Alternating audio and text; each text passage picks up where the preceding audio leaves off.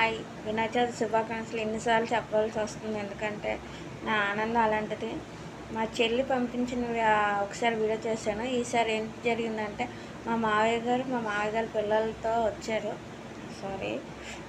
మా మావయ్యతో అండ్ పిల్లలు కూడా ముగ్గురు వచ్చారు. వచ్చి నాకు చేతికి ఇచ్చి మళ్ళీ వెళ్ళారు. చాలా అరుదైన సంఘటన, అంటే నా జీవితంలో మర్చిపోలేను. అది మా ఫ్యామిలీ మెంబర్స్ చూస్తున్నారని కాదు, నిజంగానే. ఎందుకంటే ఫోటో కూడా క్లిక్ చేయలేకపోయాను.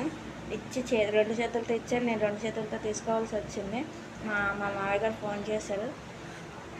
సో ఇవన్నీ తినాలి, తినకుండా అయితే అవ్వదు. తినేసే నేను ఈరోజు పడుకుంటాను. థ్యాంక్ యూ సో మచ్ మామ అండ్ ఝాన్సీ, లీలా అండ్ బాలా, జాహ్నవి, మీ అందరికీ వినాయక చవితి శుభాకాంక్షలు.